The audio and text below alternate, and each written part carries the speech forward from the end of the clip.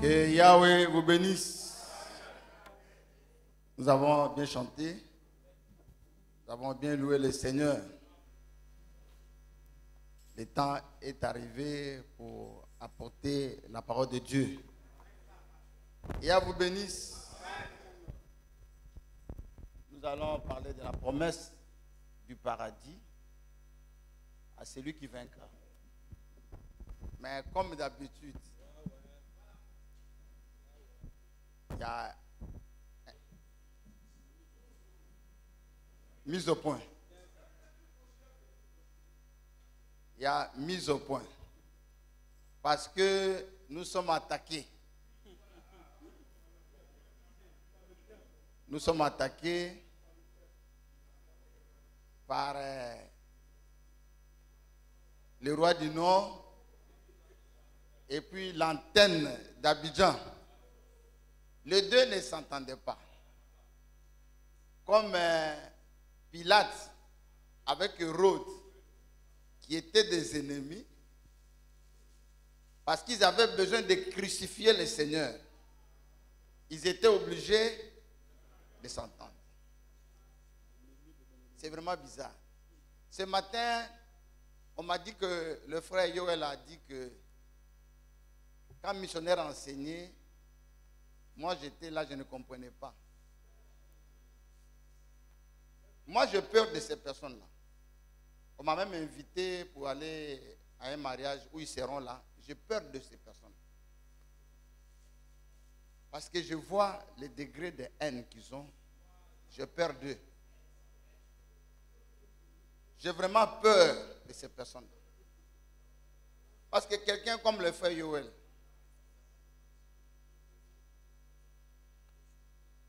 tout le temps il disait, même quand il prêchait bien à Yamoussoukro, c'est moi il appelait pour préparer ses prédications.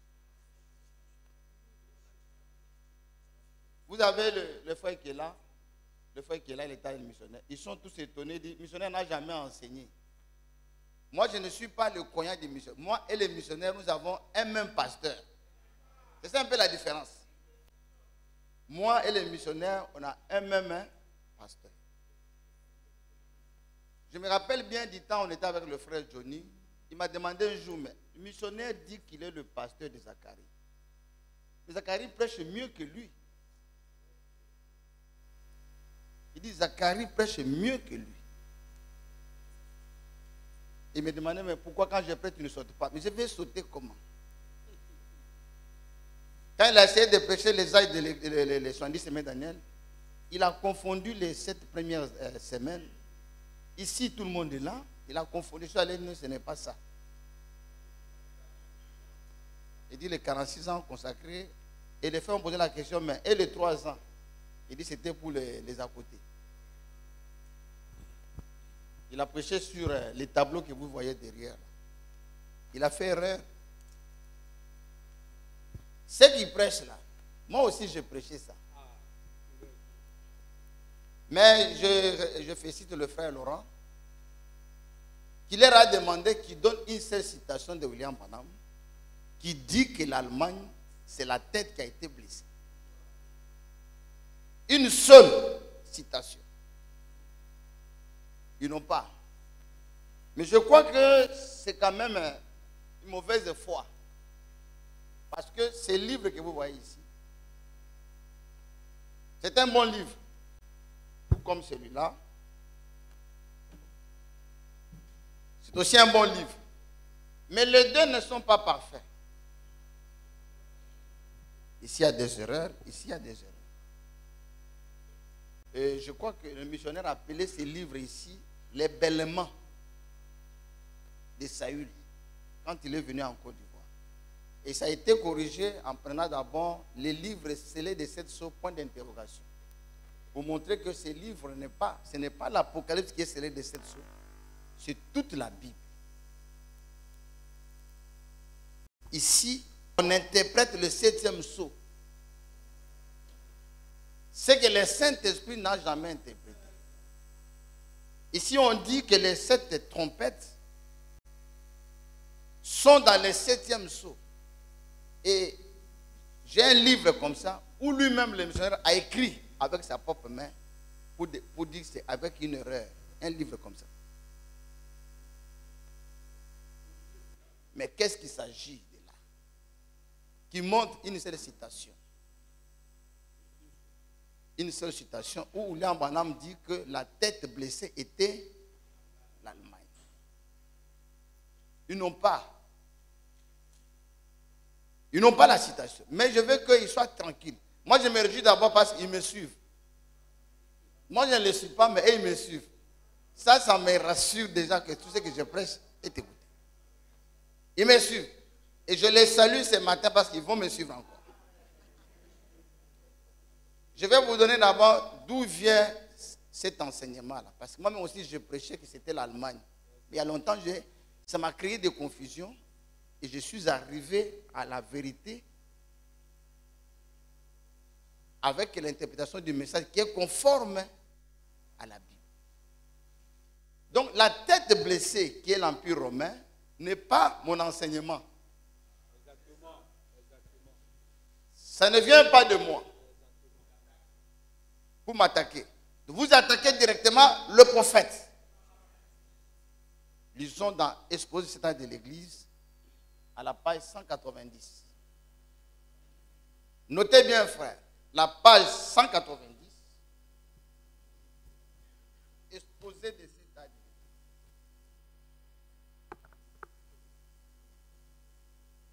Il me provoque.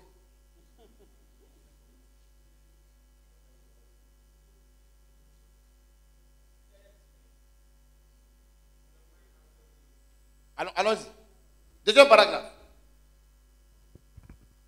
Pour rendre ceci encore Ça, c'est le prophète qui dit, pour rendre ceci encore plus clair. Et n'ont pas vu ça. Pour rendre ceci encore plus clair. J'expliquerai le nicolaïsme de la façon suivante. Vous vous souvenez qu'il est dit dans Apocalypse chapitre 13, verset 3. Vous vous souvenez d'Apocalypse chapitre 13, verset 3. Et je vis l'une de ces têtes comme blessée à mort. L'une de ces têtes comme blessée à mort. Mais sa blessure mortelle fut guérie. La blessure mortelle fut guérie. Et toute la terre était dans l'admiration derrière toute la terre était dans l'admiration derrière la bête. Maintenant, nous savons que la tête blessée était l'empire romain païen. Comment ça vient de moi? Hein?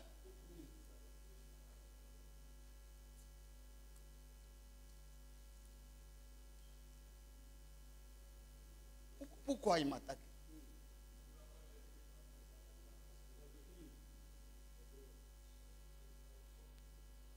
Maintenant, on dit la tête. Nous savons que la tête blessée était l'empire romain païen. C'est l'empire romain païen. Cette grande puissance politique mondiale, oui, cette tête s'est relevée comme l'empire spirituel catholique romain. C'est ça la guérison de la blessure.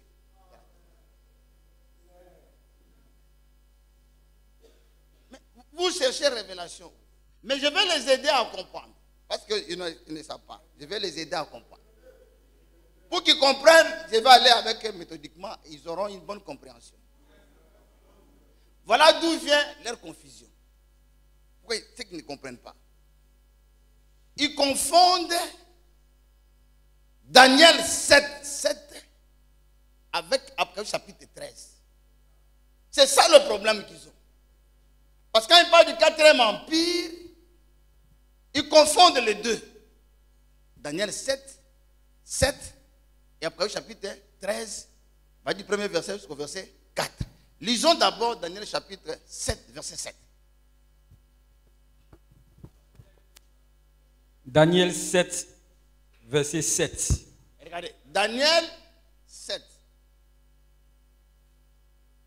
7, verset 7. Là, ils vont bien comprendre. Donc il faut qu'il m'attaque comme ça, moi je vais bien leur éclaircir les choses. Après cela, Je je regardais pendant mes visions nocturnes. regardais pendant mes visions nocturnes. Et voici Il y avait un quatrième animal, un quatrième animal. terrible, épouvantable et extraordinairement fort. Extraordinairement fort. Il avait de grandes dents de fer. Il avait de grandes dents de fer. Il mangeait, Il mangeait, brisait et il foulait aux pieds ce qu'il restait. Ce qui restait. Il était différent de tous les animaux précédents. Il était différent de tous les animaux précédents. Et il avait 10 cornes. Il avait combien? 10 cornes. Il avait combien? 10 cornes. Donc, il avait combien de têtes? Une tête. Il avait combien de têtes? Une tête. Une tête. Une tête. C'est ça, non? Avec 10 cornes. Ça, c'est Daniel chapitre 7, verset. Le seul animal qui avait beaucoup de têtes, c'est quel animal? Daniel chapitre 7, verset 6. Daniel 7, 6. Après cela, je regardais, et voici un autre tête semblable à un léopard. Un léopard. Et avait sur le dos 4 ailes comme un oiseau. Comme un oiseau. Cet animal avait 4 têtes. Cet animal avait 4 têtes. Vous voyez? Le seul animal qui avait 4 têtes, c'est le troisième animal. Donc les restes d'animaux avaient une seule tête, avec 10 cornes. Alors maintenant, d'Hébreux chapitre 13, premier verset. Là, ils vont comprendre. Apocalypse 13, premier verset, verset 4. Apocalypse 13, à partir du verset 1er. Puis je vis monter de la mer une bête qui avait 10 cornes et 7 têtes. Ah, vous voyez qu'ici, il y a combien de cornes? 10 cornes. Combien de têtes? 7 têtes. 7 têtes. Tant qu'ils ne comprendront pas la différence, 7 têtes et combien de cornes? 10 cornes. On a bien détaillé. Vous voyez la différence. Daniel 7 parle d'une tête avec combien de cornes? 10 cornes. Daniel 13 parle de 7 têtes et puis 10 cornes. Mais ils pensent que c'est le même animal. C'est ça le problème. C'est ça le problème. Mais ils doivent se demander, mais s'il y a 10 cornes, les 7 têtes sont venus d'où? Et tant qu'ils ne comprendront pas ça, ils seront toujours dans la confusion. Donc posez-leur la question, pourquoi cet animal, où sont partis, d'où sont venus les autres têtes? Ces têtes sont venus d'où? Qu'ils nous montrent où c'est venu. Ils n'auront pas d'explication.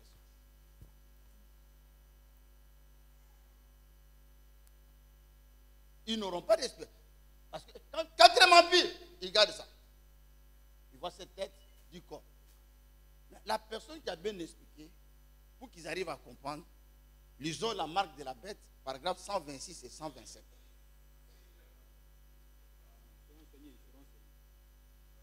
Il me donne l'occasion de les renseigner. Ils ont besoin d'être renseignés.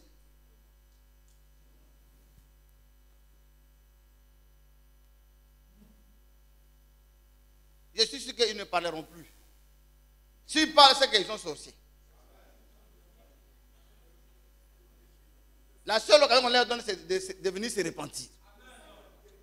126. Moi, j'ai même appelé le frère Barrel. Parce que je les ai entendus prêcher, dire que Ézéchiel 38 s'accomplit. C'est vous qui disiez ici, littéralement. Ils sont en train de changer les renseignements. Lisons ici, 126. Et si vous prenez Daniel 7, Daniel chapitre 7, vous qui notez, Daniel 7, Daniel a eu une même vision 800 ans avant ceci. Il a eu la vision, il a vu ces animaux distincts. Daniel a vu ces animaux distincts. distinctement l'un de l'autre. L'un l'autre. Au commencement du règne des nations. Au commencement du règne des nations. Et les voici. Et les voici. Jean les voit et à la fin du règne des nations, ces 4 animaux, tous représentés en un seul. Ah, donc Apocalypse chapitre 13, c'est la combinaison des 4 animaux.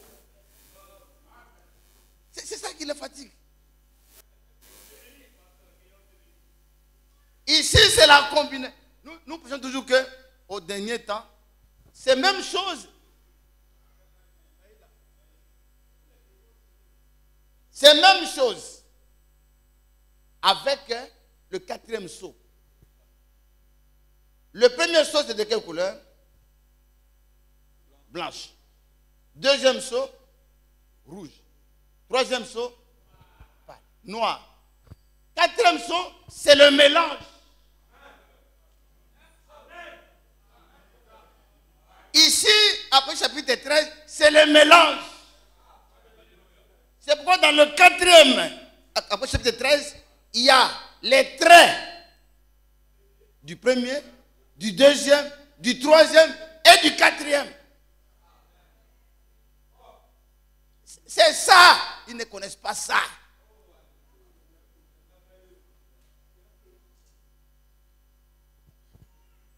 C'est ça le problème. Ça, les sœurs ici comprennent, alors qu'elles ne comprennent pas.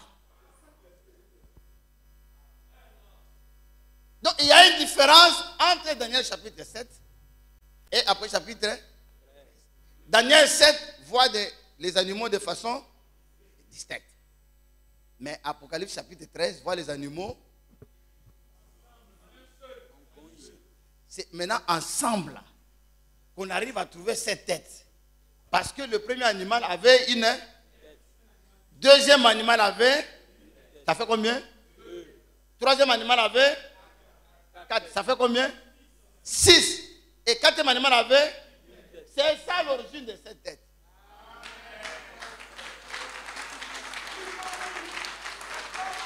C'est ça l'origine de cette tête. N'allez pas chercher ailleurs.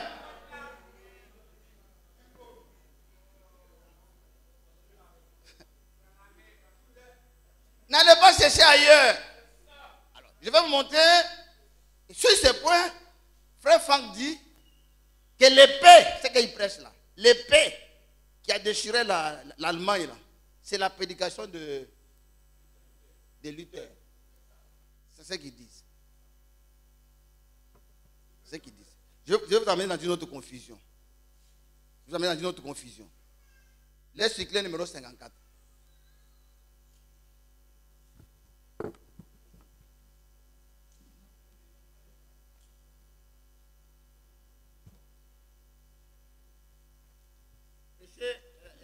Écrite en 2003.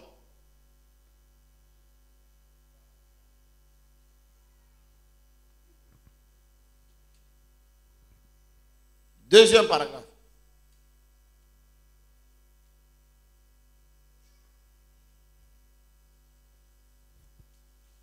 Non. Remonte. Alors, commençons ici. L'empire babylonien. 606-536 avant Yeshua, qui fut suivi de celui des Mèdes et des Perses jusqu'en 330 avant Yeshua, puis celui des Grecs 30 avant Yeshua, et finalement l'Empire romain. Comment cela aurait-il pu être autrement? Dans Daniel chapitre 2, verset 40 à 44, le prophète décrit plus particulièrement le dernier empire. Et le 4e royaume sera fort comme le fer. De même que le fer broie et écrase tout, et que le fer brise toutes choses, il broyera et brisera. L'empire a la solidité du fer. D'abord, il dit l'empire a la solidité du fer des pays industriels de l'Ouest et la fragilité de l'agile de la faible économie des pays de l'Est européen. Alors, attention. Dans les écrits de frère Franck ici, il montre que, il dit que celui qui connaît la parole prophétique, c'est ce qu'il dit, hein, que quand un animal a des têtes, c'est pour diriger. N'écrivez pas ça. Niamey n'écrit pas ça. pays qui a des têtes, un animal de tête, c'est pour diriger. Mais le corps, c'est pour se défendre. Alors, cela veut dire que les 10 pays de l'Est, qui qualifient comme étant les pays pour la défense, il a dit que ces 10 pays-là seront plus, militairement, seront plus fortes. Plus forts, militairement, plus forts que le pays de... Ce n'est pas vrai. Le pays le plus fort, le pays le plus fort aujourd'hui, et qui a même, qui veut mettre le parapluie atomique, c'est quel pays? C'est la France. La France est un pays de l'Ouest. Mais ce n'est pas l'Ukraine qui va défendre la France. Ce n'est pas vrai. On a été à l'école, on a reçu des informations. Ce n'est pas vrai. Vous voyez, il dit, le pays de l'Est, de l'Ouest sont plus forts que le pays de l'Est. Économiquement, les pays de l'Ouest sont plus forts. Et je vais vous montrer comment le Branham contredit ça d'abord. Branham ne prêche pas comme ça. Ne dit pas que l'Empire romain occidental sera plus fort et que l'Empire romain oriental. Branham ne prêche pas ça. Regardez, on va y aller. Il dit, les pays indiqués de l'Ouest et la fragilité de l'argile, de la faible économie des pays de l'Est européens. Cela est décrit symboliquement, par une statue ayant sa tête, sa poitrine, ses bras, ses hanches, ses jambes, ses pieds, y compris ses 10 doigts en partie d'argile et en partie de fer. L'union tient seulement pour un certain temps, car le fer et l'argile ne se laissent pas mélanger. Mais ils seront unis l'un à l'autre pour être la puissance fatale au temps de la fin. Cependant, à la fin des temps, l'Élohim du ciel anéantira tous les royaumes qui se sont unis dans ces derniers empires. Dans ce dernier empire, il établira son royaume éternel. La pierre que nous connaissons comme la pierre de l'angle est aussi la pierre de fête. Et elle se détachera sans le secours d'aucune main et détruira le dernier empire. Daniel 2, 34, 35. Allons-y. Dans le chapitre 7, continuons à lire. Dans le chapitre 7, le prophète entre encore davantage. Il dit dans le chapitre 7, Daniel entre encore davantage dans les détails de ce 4e empire. Il entre dans les détails de ce 4e empire. Et il décrit 2 points. Oui. Après cela, je vis dans les visions de la nuit. Et voici une 4e bête. 4e bête. Effrayante. Et terrible. Et extraordinairement puissante. Et elle avait de grandes dents de fer. Elle dévorait et écrasait. Et ce qui restait, elle le foulait avec ses pieds. Maintenant il dit, la 4e bête sera un 4e royaume sur la terre, qui sera différent de tout le royaume, et dévorera toute la terre, et la foulera aux pieds, et l'écrasera. Et les 10 cônes, ce sont 10 rois qui surgiront du royaume. Attendez, maintenant. Passons ici maintenant. C'est lui qui connaît les prophéties bibliques. Il connaît les prophéties bibliques. C'est que les têtes représentent la conduite. Et le gouvernement. Alors que les cornes indiquent la puissance d'attaque militaire. Et donc il veut dire que les pays de l'Est sont plus puissants militairement et religieusement. Ce n'est pas vrai. Maintenant, continuons ici. Regardez. Dans l'alliance des pays de l'Ouest, nous avons les G7. Attendez d'abord. Les G7. Donc, il veut nous parler que les G7 sont les 7 têtes. C'est ça. Mais dans les G7, quels sont les pays de G7? Les enfants qui sont ici, là. Qui connaît les pays de G7? Les élèves. Quels élèves pour donner les élèves de terminale?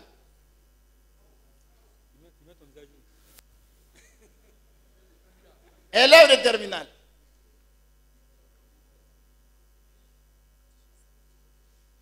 Ils ont fait une réunion il n'y a pas longtemps au Canada.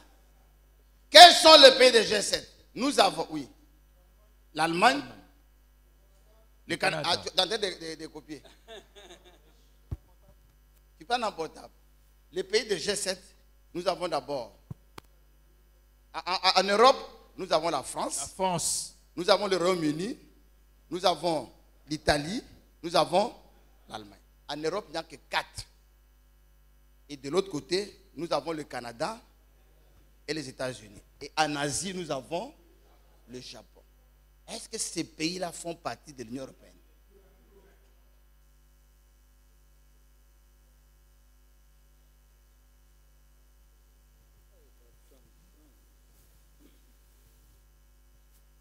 Pourquoi aller prendre des confusions comme ça? Lisons. Dans l'alliance des pays de l'Ouest, nous avons les G7, qui sont plus importants pays industriels du monde. La Russie, sans droit de parole, est tolérée en tant que 8e pays.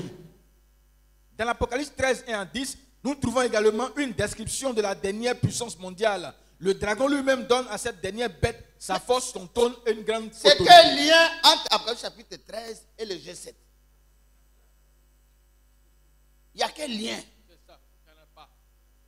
De même que Dieu a choisi une ville sur la terre à partir de laquelle il va régner, c'est-à-dire Jérusalem. Ainsi, Satan a réellement choisi Rome comme capitale mondiale. Dans les prophéties bibliques. D'autres paragraphes, Actuellement, exactement 10 États de l'ancien bloc de l'Est veulent entrer dans l'alliance de l'Ouest. Il dit 10 États. Là, nous sommes en quelle année? 2003. 2003. Il dit comme les 10 États vont rentrer maintenant, c'est la preuve que les 10 cornes viennent de là. Et puis on va chercher les pays de l'Est qui sont du bloc qui sont rentrés. Continuons. La première assemblée commune de la NATO a déjà eu lieu le 22-23-2002 à Prague. Et elle a une signification historique. La Russie aussi devrait entrer dans l'Union européenne. Attendez d'abord. Voilà. La Russie devrait. La Russie est dans l'Union européenne. Au contraire, il veut que ceux qui sont dans l'Union européenne sortent.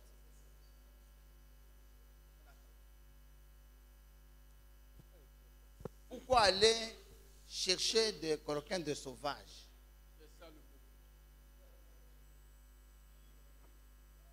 Ils n'ont pas dedans les lire. Au lieu de lire, et ils cherchent qu'est-ce que Zorobabel a prêché pour qu'ils aillent critiquer, pour que les gens aillent sur leur page.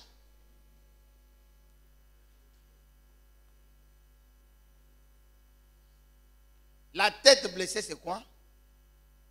Le frère Laurent, il est là. La tête blessée, c'est l'Empire romain. Guéri comment?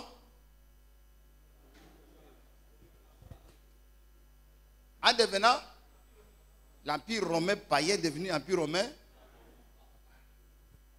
Exposé l'état de l'Église, page 367.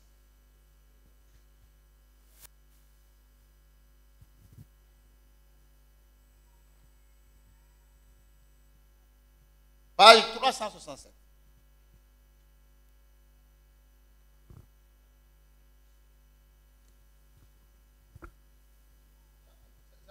C'est bien, ça vous permet vous-même d'être bien assis.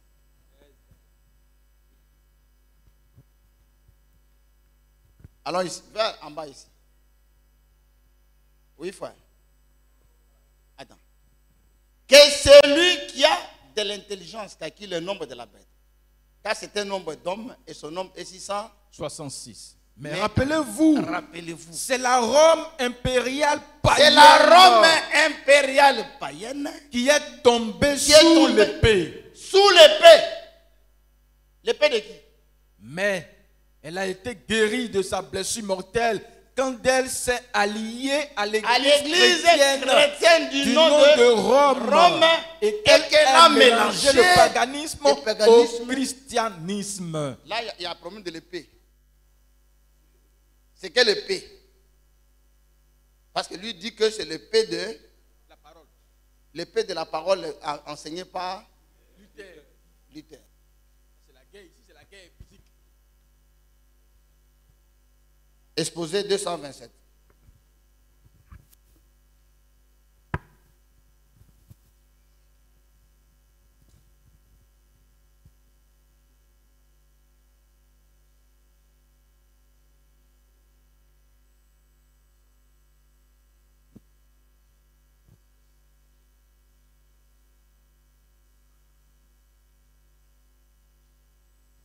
Exposé de l'église.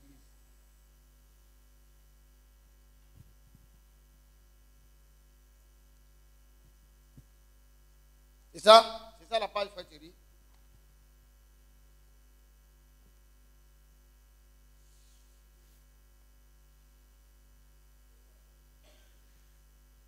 Ouais, lisons.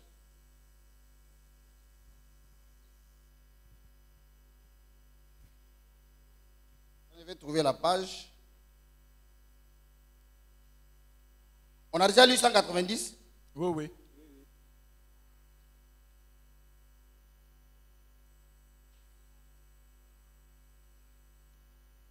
Bon, lisons d'abord le 186, en attendant que je suis en train de chercher le deuxième paragraphe. 180. 186, deuxième paragraphe. Lui, il a dit de l'autre côté qu'il y a un côté fort, un côté faible, disons là-bas. Il y a des gens qui nous suivent, qui disent, ah, on ne comprend pas. Tu ne peux pas, si tu n'es pas croyant ici, tu ne peux pas comprendre. Parce que ce n'est pas destiné à n'importe qui. Cet empire romain de fer. Le fer signifie la puissance et une grande force pour détruire l'adversaire. Oui. Allait se composer de deux parties principales. De deux parties principales. Et ce qui fut bien le cas, car l'empire se divisa littéralement en deux. Empire d'Orient et empire d'Occident. Tous les deux étaient fort puissants et écrasaient tout devant eux. Tous les deux étaient forts. Il ne dit pas une partie était forte par rapport à l'autre.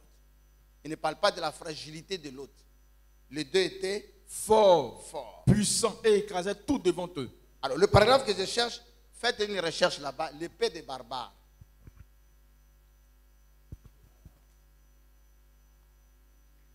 Dans l'exposé de cet état de l'église. Frère Branham montre que c'est quand... Ah, j'ai trouvé, merci. 228. Lui, il a dit que l'épée, c'est quelle épée?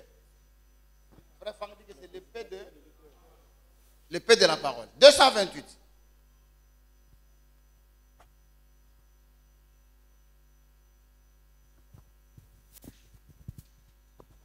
Donc, ils oublient leur épée là.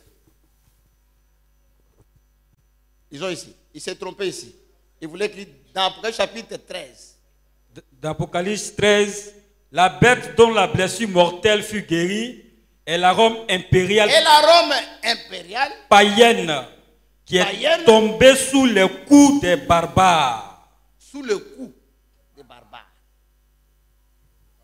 Il y a même un endroit où il dit sous l'épée des barbares, dans le même exposé. Ce n'est pas l'épée. C'est-à-dire c'est militairement que cette royaume-là était tombée. N'avait plus de pouvoir. Le premier empire n'est pas tombé parce qu'il y avait la religion, non. Le premier empire est tombé sous le coup des barbares. Et après, maintenant, la religion est venue après. Amen. Donc, c'est mise au point. Mise au point. Qui continue encore à parler. S'ils parlent, c'est qu'ils sont sorciers. Ou bien ils refusent de comprendre. Il y a une différence entre Daniel 7 et Apocalypse chapitre 13.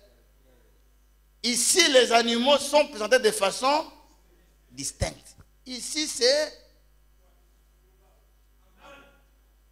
Ne confondez pas le quatrième animal d'ici avec celui d'ici. Celui d'ici ne reprend pas tout.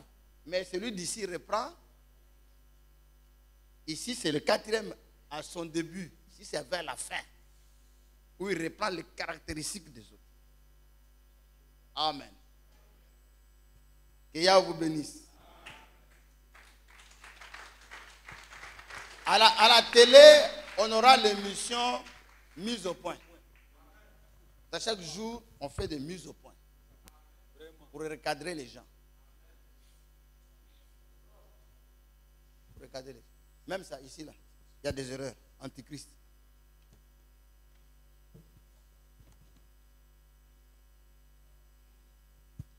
Lèvons-nous maintenant.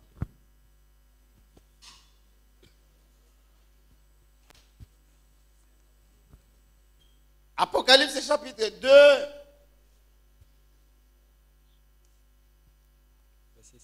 Verset 7. Apocalypse 2, verset 7. Que celui qui a des oreilles entende ce que l'Esprit dit aux églises.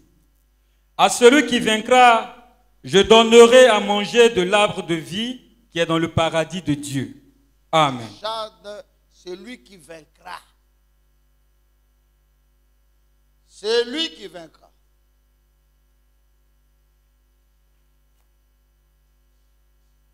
Je lui donnerai l'arbre de vie dans les jardins. Ça veut dire quoi?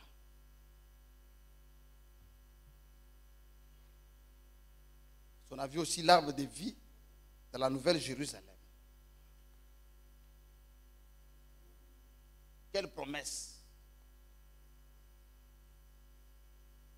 Quelle promesse pour celui qui vaincra. Veuillez vous asseoir. La Bible définit un vainqueur. Et les dictionnaires. Là, tu es facile. Une définition. Un vainqueur, c'est celui qui gagne une bataille. Un vainqueur est un homme qui gagne une bataille. Qui gagne une guerre. On peut l'appeler, il a vaincu.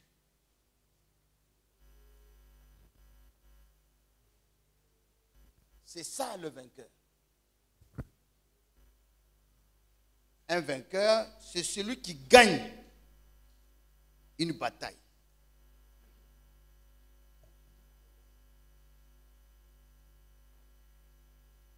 Qui gagne une bataille. Qui gagne une guerre. On dit à la fin, il est vainqueur. C'est comme nos enfants qui attendent le bac. Ils ont le bac, ils ont vaincu. Mais quelqu'un n'a pas fait le bac, on ne peut pas dire qu'il a vaincu. Il faut passer par un concours, une bataille, une guerre. Quelqu'un qui gagne une bataille, une guerre. C'est aussi celui qui remporte ou bien non, celui qui a un avantage sur son adversaire. Celui qui a l'avantage sur son adversaire. Et Frère Branham dit, en Inde, quand les gens se battaient, vous voyez les luttes sénégalaises, ou bien lutte de, comment on appelle, du Niger, les deux se battent. Les deux se battent. La force, c'est que celui qui met par terre. Pourquoi? Mais pour mettre quelqu'un par terre, il faut arriver d'abord à dompter sa force. C'est quand quelqu'un n'a plus de force que tu peux le prendre maintenant, le mettre maintenant par terre parce qu'il n'a plus de force. Frère Bansé, ça fait longtemps.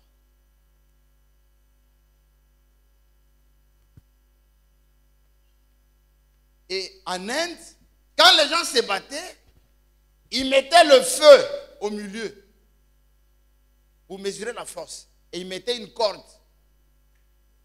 L'un est de l'autre côté, l'autre est de ce côté ici. Le feu à l'intérieur est au milieu.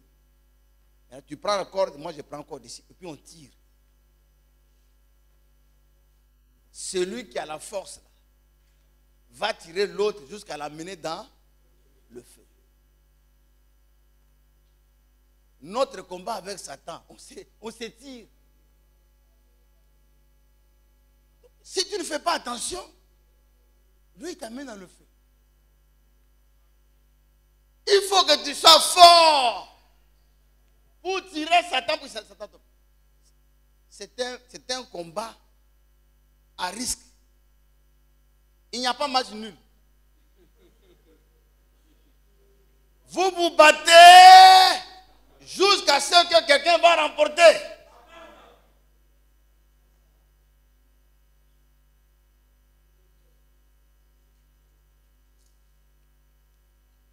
Et à la fin, on dit, il est vainqueur. Tu ne peux pas aller dans un match de football et puis on te gagne et puis tu dis non, c'est lui le vainqueur. Non. C'est celui qui a su maîtriser la faute de l'autre. C'est ça, un vainqueur. Un vainqueur, c'est qui? C'est un homme qui va jusqu'au bout. Quand on fait la compétition de course ou bien la compétition de, comment on appelle ça, le football, c'est l'équipe qui arrive au bout. À la fin, un vainqueur ne peut pas s'arrêter, éliminé au premier niveau. Les vainqueurs vont jusqu'au bout. Alors, pour vaincre, tu dois savoir que moi, je dois aller jusqu'au bout. Et Frère Branham dit, quand nous croyons le message, c'est comme si nous rentrons dans un bateau. Le bateau a pour destination un autre continent. Nous sommes dans ce continent ici. Nous montons dans le bateau. Et quand le bateau commence à naviguer, nous arrivons au milieu de l'océan. On te dit retourne. Tu peux retourner?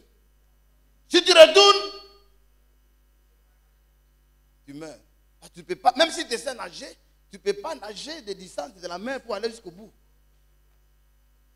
Et aussi, où on va, on n'est pas encore arrivé.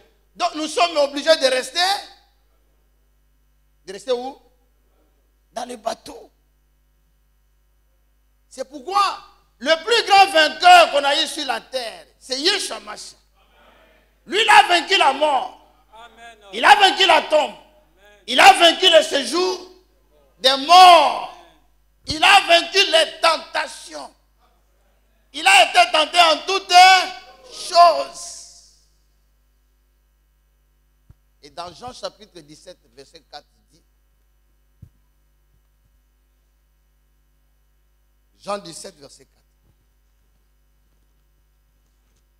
Jean 17, verset 4. Je t'ai glorifié sur la terre. Je t'ai glorifié sur la terre. J'ai achevé l'œuvre que tu m'as donné à faire. Achevé. L'œuvre que tu m'as donné à faire. Que tu m'as donné à faire. Et maintenant, toi, Père, glorifie-moi auprès de toi-même. Vous voyez, il n'est pas quelqu'un qui a abandonné un chemin. Non. Il dit, j'ai achevé l'œuvre que tu m'as donné à faire. Mais si on te donne une tâche et que tu n'arrives pas au bout, tu n'es pas un vainqueur. Il dit, j'ai achevé l'œuvre que tu m'as donné à faire. Oui. Et Yeshua avait un grand secret, c'est qu'il faisait tout pour que les gens sachent que lui, il aimait son Père. C'était ça le secret de son obéissance. Il devait prouver aux gens, il faisait tout. C'est comme un enfant qui fait tout pour que n'arrive pas à blesser son papa, n'arrive pas à blesser ses parents, il fasse tout pour plaire à son Père. Donc un vainqueur, c'est celui qui va jusqu'au bout.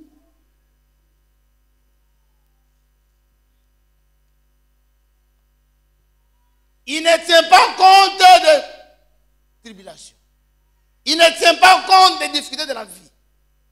Et vous savez, frère, à chaque fois, frère, madame nous enseigne qu'à chaque fois, quand Dieu est prêt à vous donner une bénédiction, ou quand Dieu vous donne une bénédiction, faites beaucoup attention. Amen. Et je réfléchissais.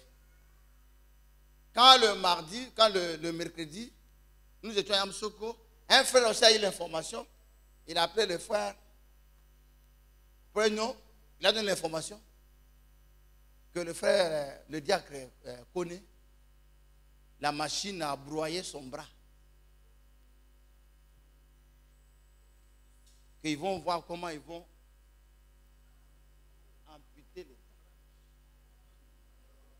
Frère, avant de donner une information, il faut bien vérifier. Parce que ça peut créer la mort de quelqu'un.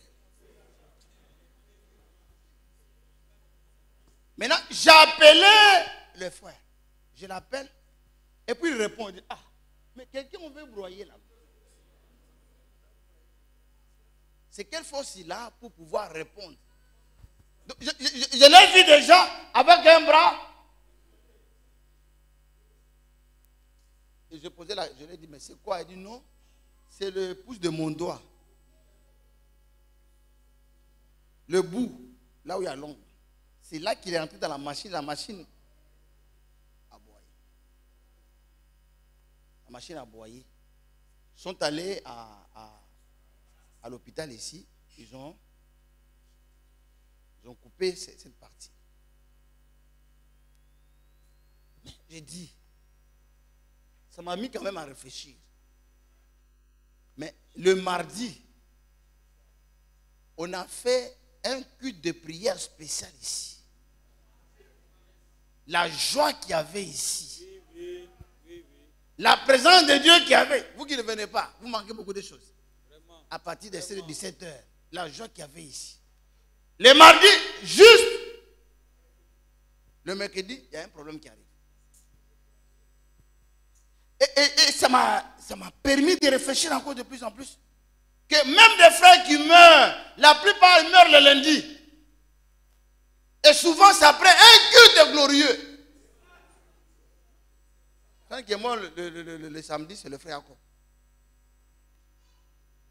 Le premier frère qui est décédé, le frère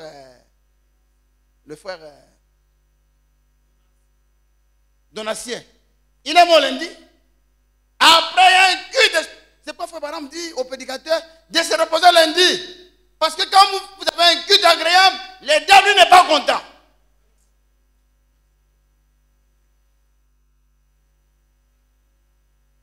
Et lui vient toujours.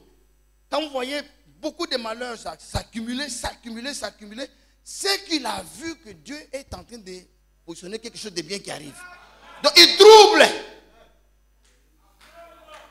Et la vie éternelle, c'est ce qu'il faut connaître, le véritable Dieu.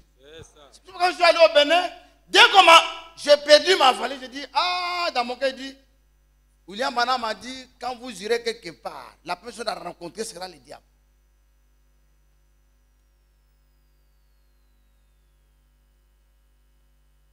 C'est pourquoi quand Paul et Barnabas sont allés dans l'évangélisation, ils ont raconté Bara Jésus.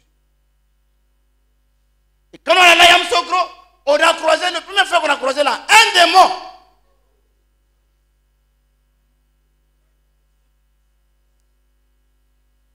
Quand tu connais Dieu, si les choses arrivent, sois tranquille. Sois calme. Vous voyez, avant que Dieu ne vienne chez Abraham, dans Genèse chapitre 18, la Bible dit, Abraham était assis sous les chênes pendant la chaleur du jour. Il était assis dans la chaleur du jour. Et William Branham interprète que là, il était en train de penser à sa vie. Parce que l'enfant même qu'il avait eu, il attendait l'enfant qui ne venait toujours pas. Il avait atteint, il n'avait plus de désir. La femme avait déjà la ménopause. se disait, mais ma soeur, avec qui nous sommes venus de loin, n'aura plus d'enfants parce que ce n'est plus la période de la fécondation, l'ovulation.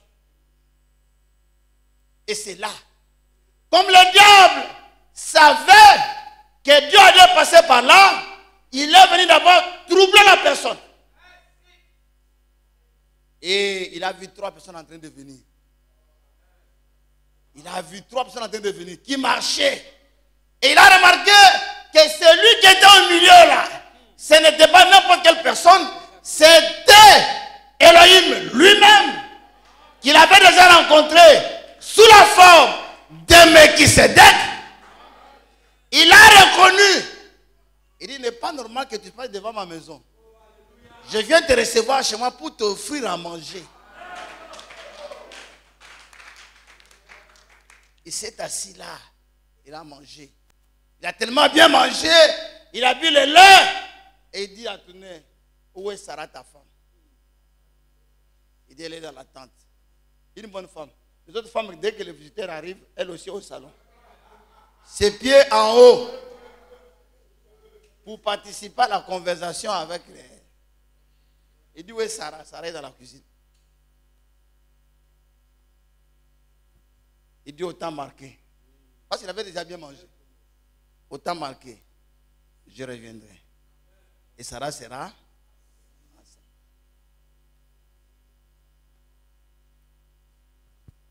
Mais quand il a dit ça, avant que Sarah tombe enceinte, le diable a fait des choses. Il a envoyé la famine chez Abraham. Abraham, sa faiblesse, c'était la faim.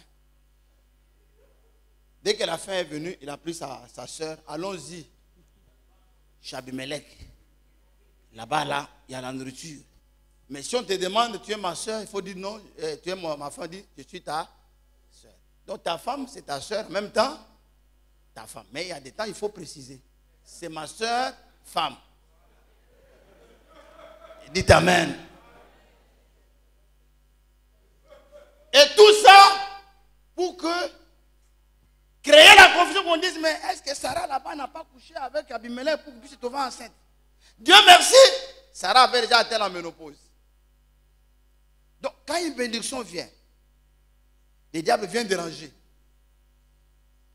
Quand il donne aussi une bénédiction, le diable aussi vient déranger. Donc il vient avant et après la bénédiction. C'est pourquoi s'il vient avant la bénédiction, sois tranquille. Ne sois pas troublé.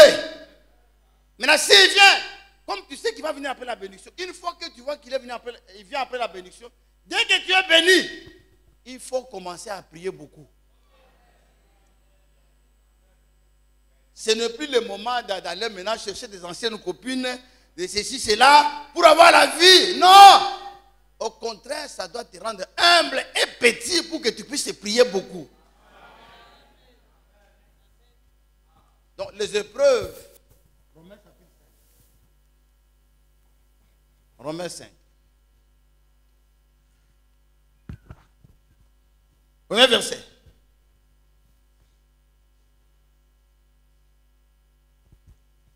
Étant donc justifiés par la foi. Étant donc justifiés par la foi. Nous avons la paix avec Dieu. Nous avons la paix avec Dieu. Par notre Adonai Yeshua Hamashiach. Par notre Adonai Yeshua Hamashiach. À qui nous devons d'avoir eu par la foi accès à cette grâce. Dans laquelle nous demeurons fermes. Il faut demeurer ferme. Il ne faut pas faiblir. Si la force manque, il faut renouveler la force. Nous demeurons fermes. Et nous nous glorifions dans l'espérance de la gloire de Dieu. La suite est bien plus. Bien plus. Nous nous glorifions même des afflictions. Frère, même si les moments sont difficiles, réjouis-toi. Amen. Tu verras que le diable aura honte. Amen. Ne t'afflige pas. C'est ça. Réjouis-toi. Amen. Même dans les tentations. Même dans la galère. Amen. Sois heureux. Tu verras que le diable va se demander, mais qu'est-ce qui lui est arrivé? Parce que son but, c'est de t'affliger. Exactement. Exactement. Et quelqu'un a donné conseil. Dites à vos enfants de ne jamais avoir peur de l'échec. L'échec n'est pas une fatalité. Exactement. Mais l'échec forme.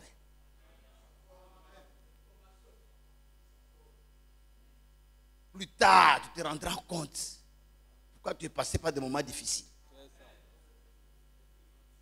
Bien plus, Hein? nous nous glorifions même des afflictions, Des afflictions. sachant que l'affliction produit la persévérance. C'est-à-dire l'affliction, les attaques, les épreuves doivent produire La la persévérance. persévérance.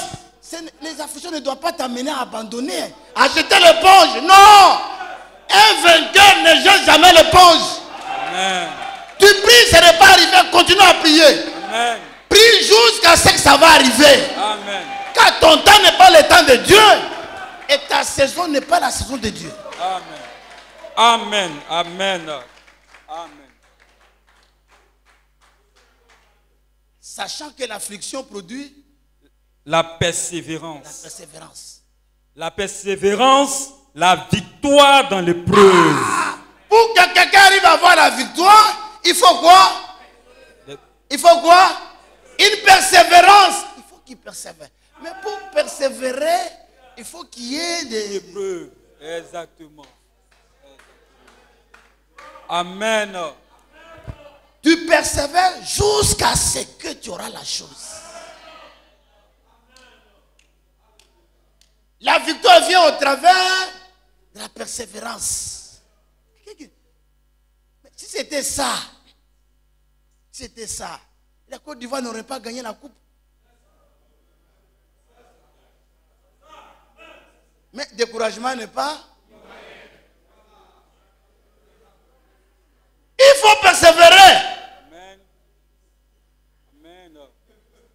Il faut persévérer. Même s'il faut changer d'entraîneur, changez. Ayez foi, dites Amen. Et la victoire arrivera. Amen.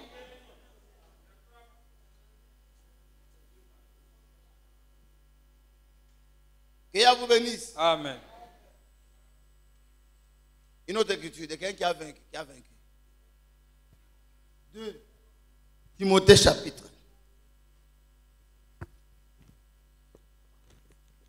Prends d'abord 1 Roi chapitre 1 Jean chapitre 5 verset 4 à 5. Non, laissons là. 2 Timothée chapitre 2 verset 7 à 8. 2 Timothée chapitre 2 verset 7 à 8. 2 Timothée chapitre 2, à partir du verset 5. Et l'athlète, Verset 7. verset 7, comprends ce que je dis, Comprends ce que je dis. car le Seigneur te donnera de Te l'intelligence donnera de l'intelligence en toutes en choses. toutes choses. Souviens-toi de Yeshua Mashiach. Souviens-toi. Quelqu'un ne doit pas oublier Yeshua. Tché. Ne l'oubliez jamais. Souviens-toi De Yeshua Mashiach, issu de la Issu de la postérité de David, ressuscité des morts selon mon c'est évangile, là mon évangile. pour lequel je souffre. Tu es dans quel 2 Timothée, à partir du verset 9. 2 Timothée 2. 2 Timothée 2. verset 7.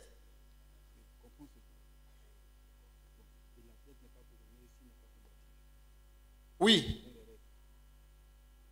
Oui, lis d'abord là. Je vais donner notre verset. Je vais donner 4. C'est 4 que j'ai cherché. 2 Timothée 2 à partir du verset 4. Non, 2 Timothée 4, verset 7 à 8. Là, il est écrit l'athlète. Oui. L'athlète n'est pas couronné. S'il n'a pas combattu suivant les règles. C'est-à-dire, celui qui veut vaincre doit avoir des règles. C'est-à-dire, quelqu'un qui va aller vaincre, qui va jouer un gros match. À la fin, où on compte la victoire, ne va pas aller parce que lui, c'est il est détenu de frère Germain. Il va aller manger foutou. Foutou igname. Alors que le match c'est à 15h. Lui va se bourrer 30 minutes avant. Oh, c'est maintenant, il prend photo là, il coupe en deux. Mais vous allez le voir en train de jouer ballon. Au lieu de courir, il va courir comme ça. Parce qu'il a mal au ventre. Donc s'il doit gagner, il doit combattre selon les règles. Quelqu'un qui veut avoir la victoire doit avoir des règles. Quelqu'un qui n'a pas de règles ne peut pas avoir la victoire. La discipline. S'il n'est pas discipliné, il ne peut pas. Vous comprenez maintenant, les vainqueurs sont des gens qui sont disciplinés. Exactement. Ce sont des gens qui suivent les règles. Ce sont des gens qui vont jusqu'au bout. Ce sont des gens qui ne relâchent jamais. 1 Timothée 4, 2 Timothée chapitre 4, verset 7 à 8. 2 Timothée 4 à partir du verset 7. Oui. J'ai combattu le bon combat. Alors maintenant regardez. J'ai combattu le bon combat. J'ai achevé la course. J'ai achevé la course. J'ai gardé la foi. J'ai gardé la foi. Désormais, la couronne de justice m'est réservée. Le Seigneur, le juste juge, me la donnera dans ce jour-là. Et non seulement à moi, mais encore à tous ceux qui auront aimé son avènement. Qui ont vécu selon son retour. Amen. Vous voyez, il dit, j'ai combattu le bon combat. J'ai gardé la foi. J'ai achevé la course. Alors, pour que vous compreniez, quand on parle d'un vainqueur d'un âge, il faut savoir qu'est-ce qu'il devait garder d'abord dans cet âge.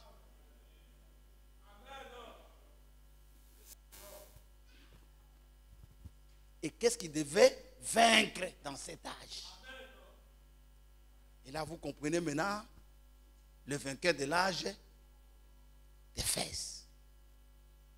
Qu'est-ce qui devait te garder jusqu'au bout? Parce qu'on leur fait des reproches. Tu as abandonné ton premier amour. Il y a des choses qui devaient garder jusqu'au bout. Dites Amen. Il y a des choses qui devaient combattre. Combattre. Il y a des choses qu'on combat. Comme on a vu dans le mardi, nous avons les armes offensives et les armes défensives. Un chrétien doit avoir des armes offensives et des armes. Les armes offensives, là, pour attaquer, c'est la parole de Dieu. Mais défensive, c'est le bouclier. La foi ainsi de suite pour encaisser les coups. Ça, ce sont les armes défensives. Et nous avons vu que, même pour vous, la Bible dit, Yahweh est notre forteresse. On a vu qu'une forteresse, c'est un abri dans lequel on se réfugie. Ça dit, si tu es dans un bunker, même si on tire, ça ne va pas t'atteindre. Parce que tu es protégé par les bunkers. Le bunker, c'est quoi? C'est une forteresse. Un rocher dans lequel on se cache. Et dans Corinthiens, il est écrit, l'écriture, c'est qui est dans le mardi.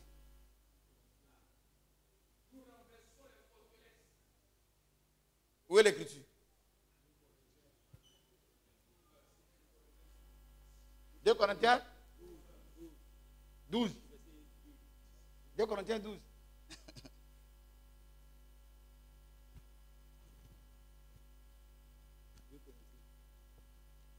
C'est d'abord on parle de forteresse. 2 Corinthiens 12. 2 Corinthiens 10. À partir du verset 5. Lisons. 2 Corinthiens 10, verset 5. Nous renversons les raisonnements. Nous renversons les raisonnements. Et toute hauteur qui s'élève contre la connaissance de Dieu. Et nous amenons toute pensée captive à l'obéissance de Christ. Oui. Comment c'est verset 4? En haut. Oui. Verset 4. Car les armes avec lesquelles nous combattons ne sont pas charnelles, mais elles sont puissantes pour renverser les forteresses. Amen. Donc il y a des forteresses qu'il faut renverser. C'est-à-dire tu es dedans. Tu es dans une forteresse. Il faut maintenant le renverser. Les faire tomber. Quelles sont ces forteresses? Ce sont des raisonnements qui rendent les personnes captives. C'est-à-dire, dans ma famille, il y a des sorciers. Et puis tu as peur.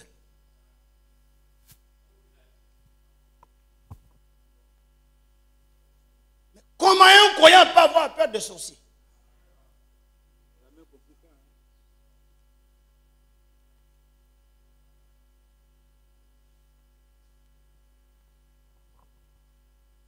Comment?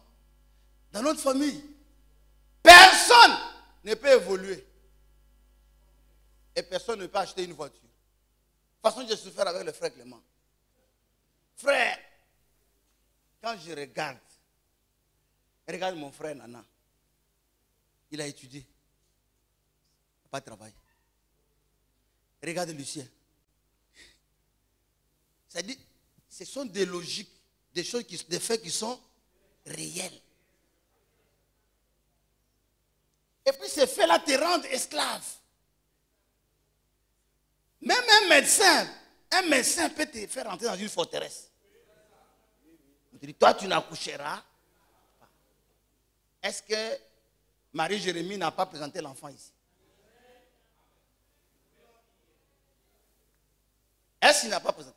Mais qu'est-ce que les médecins n'ont pas dit?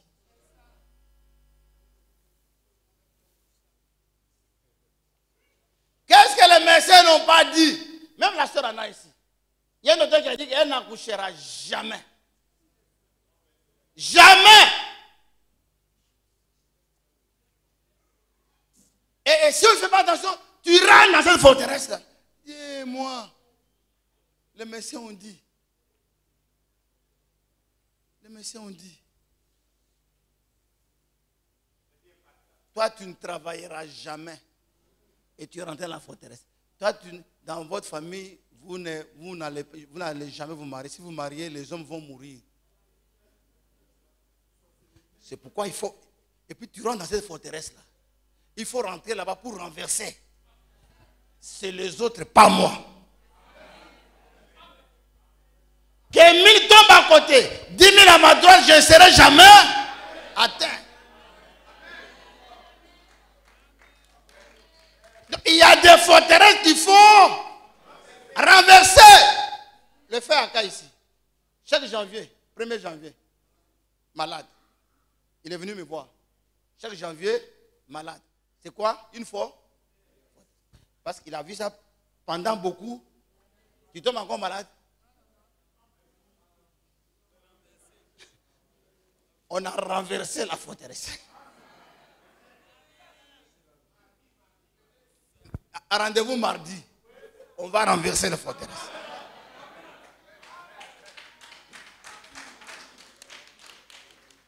Et puis lui-même, le frère, il m'a fatigué. On dort avec lui à l'église, en train de jeûner. Après lui-même, je le vois avec une petite voiture. Il dit, ah frère, maintenant tu as voiture. Et après, je vois Nana avec des voitures pour venir consacrer voiture. Mais vous êtes dans la forteresse qui dit que personne ne peut. Même si les médecins te disent, toi dis le contraire. Toi dis, pas se mettre sur, j'ai été guéri.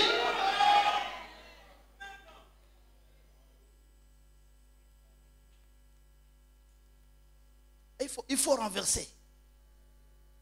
Dites amen. Alors, il y a des choses qu'il faut garder dans un âge et les choses qu'il ne faut combattre. Quelles sont les choses à garder dans le premier âge? Effacer.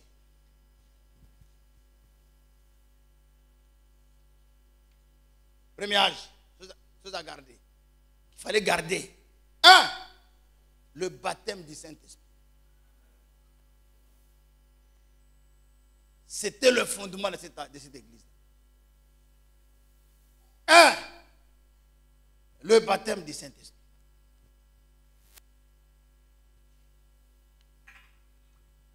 Baptême du Saint-Esprit. Ils ont eu tous tous étaient remplis du Saint-Esprit. Sans exception. Le Saint-Esprit n'était pas seulement réservé aux pasteurs. Le Saint-Esprit n'était pas seulement réservé aux apôtres. Le Saint-Esprit était donné et aux apôtres, et aux femmes, et aux hommes. Le même jour. Un baptême collectif. C'était une bonne église. Aujourd'hui, pourquoi tout le monde va vers le pasteur? C'est parce que les gens pensent que le pasteur a tous les dons. Aucun homme n'est pas avoir tous les dons. Du temps de frère Branham, il y avait quelqu'un. Une femme qui était dans la ligne de prière. Il allait vers frère Branham pour que frère Branham prie pour la personne. Arrivé là-bas. L'enfant était en train de s'agiter. Une soeur était à côté.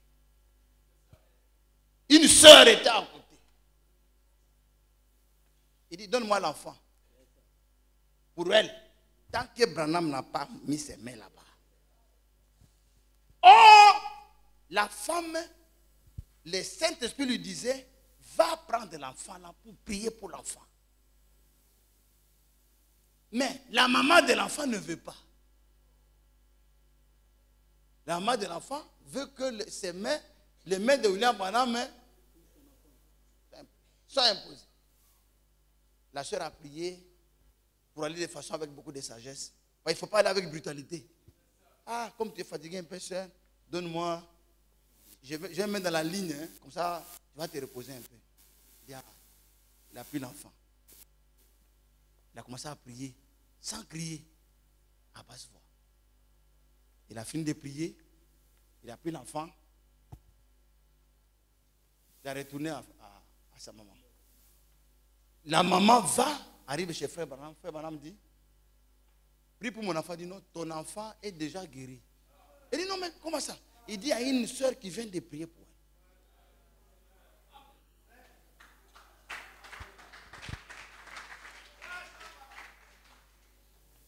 Frère, chaque enfant de Dieu a ce pouvoir de prier pour quelqu'un. Ta femme est malade. Impose les mains à ta femme. Tes enfants sont malades. N'attends pas d'appeler le pasteur. Mon téléphone sera fermé la nuit. Mais vous appelez le pasteur, vous ne savez même pas dans quel état il est. Est-ce qu'il est dans l'étape de prier même?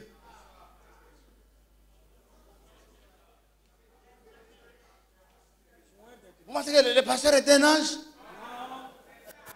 Il n'est pas céleste, il est terrestre.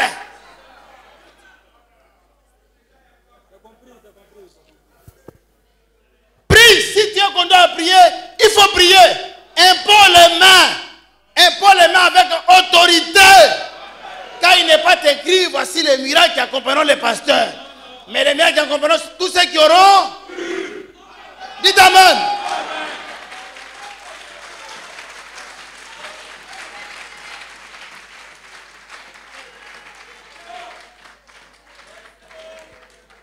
C'était ça l'église.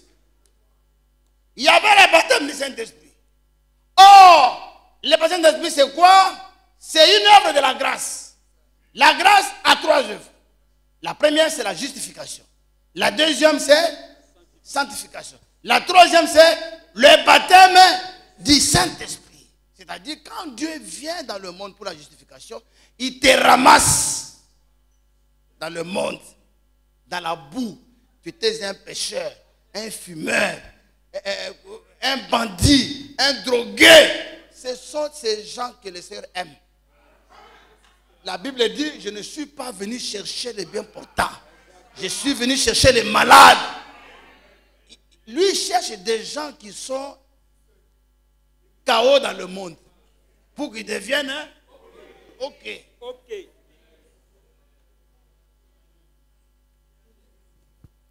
En entrant ici, j'ai vu même une soeur, avant de rentrer, elle avait son truc de rouge à lèvres, s'est arrêtée un peu. Oui, mieux vaut venir comme ça. Viens.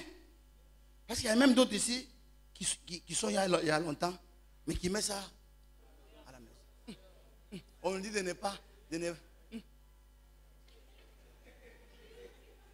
pasteurs ne verront pas. Des fois, tu regardes leurs ongles là, ça brille. Moi, je me demande, mais pourquoi chez moi ça ne brille pas? Oh, ils ont mis vernis.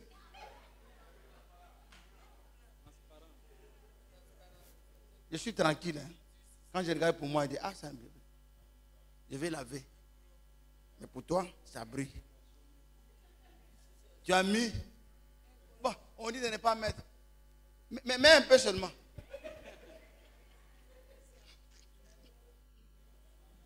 Les esprits.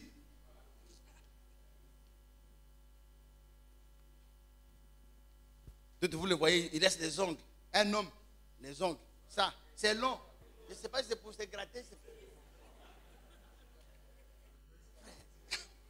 Il y a des esprits. Alors, la justification, on te prend dans le monde. On te lave. Maintenant, quand on t'a ramassé dans le monde tel que tu es, tu arrives. N'attends pas le jour que tu seras bon pour venir au Seigneur. Et tu ne le deviendras jamais. Il t'appelle, il commence à t'échanger. C'est lui qui te prend. Il te prend, il sait par où il va commencer à laver. On ne peut pas laver en même temps tout le corps. Il y a des endroits où il faut commencer avec l'eau. Après, un peu de savon. Il y a des endroits où il faut frotter. Ce n'est pas de dire non, je suis arrivé, il faut me frotter ici. C'est celui qui t'a ramassé qui sait par où il va commencer. Et lui, il sait par où il va commencer. Il commence avec le mensonge. Ah, le fait ne ment plus. Mais, il peut t'enlever un truc et puis laisser l'autre. Le problème, c'est que chaque frère a quelque chose qui est encore attaché à lui jusqu'aujourd'hui. D'autres, c'est la colère. J'ai dit à frère Élie, calme-toi. Ne te fâche plus. Sinon, tu vas mourir. Même dans la maladie. Il dit à sa femme, tu n'as pas géré bien mon compte. Toi, tu es malade. Qui gère ton Orange Money? À force de cacher, un jour ta femme va gérer.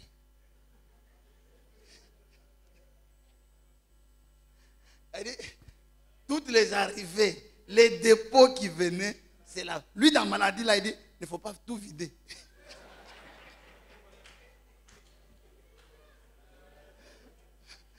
Et la femme riait. On me riait. D'autres, c'est la colère. D'autres, c'est la médisance. D'autres, papato.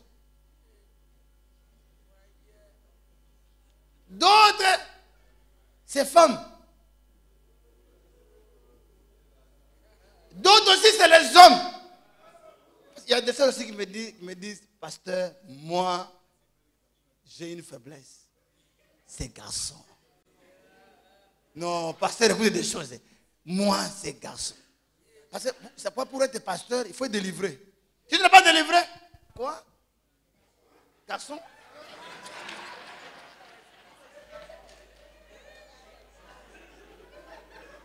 Frère, il y a un pasteur qui a fait ça. On dit, moi, si je sors avec toi, tu ne peux pas m'oublier. Ah bon? Regarde le pasteur. Il dit pas moi. Il dit pas moi. Il dit essaye. Le pasteur a essayé. Parce qu'il y a des esprits qui viennent à l'église. L'église n'est pas seulement remplie des enfants de Dieu. Il y a des enfants de Satan qui sont invités dans l'église. Comme l'autre pasteur dit, moi, si un pasteur me demande à sortir, je ne peux pas refuser. Pourquoi faire souffrir l'homme de Yahweh? Ah bon?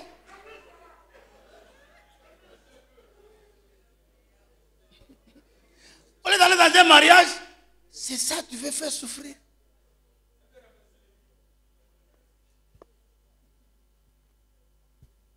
Donc l'église avait les baptêmes, hein? Chacun avait un don. Si tu es femme, tu auras ton don. Donc de parler. Parler en langue, ce n'est pas dire des choses comme ça. Parler en langue, c'est nous donner des messages pour nous édifier. Il y a l'interprète, les miracles, ainsi de suite. Nous avons le ministère, ainsi de suite. Chacun a un travail dans le corps. Donc, le baptême d'esprit, c'est quoi? C'est une puissance pour les services de Dieu. Oh, il y a des gens qui ont la puissance, qui ne font rien pour Dieu. Quand tu leur demandes, je suis pas Saint-Esprit. Tu as quel travail? Dites Amen. Alors, quelle était la force? Baptême de l'Esprit. 2. Actes chapitre 2.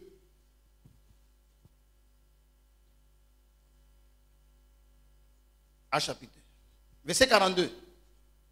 Actes chapitre 2, verset 42. 41. Ceux qui acceptaient sa parole furent baptisés. Et en ce jour-là, le nombre des disciples s'augmenta d'environ 3000 âmes. Ah, frère. 2. Cette église, sa force, c'était quoi? L'évangélisation. Gagner les âmes.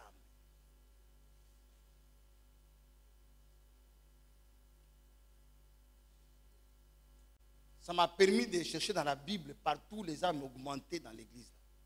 Regarde, si vous voyez une église, les gens n'augmentent plus, ce n'est pas bon.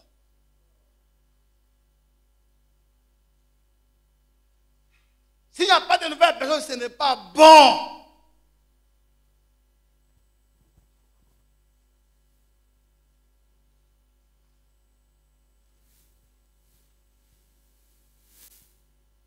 Verset 42. Il persévérait. L'évangélisation.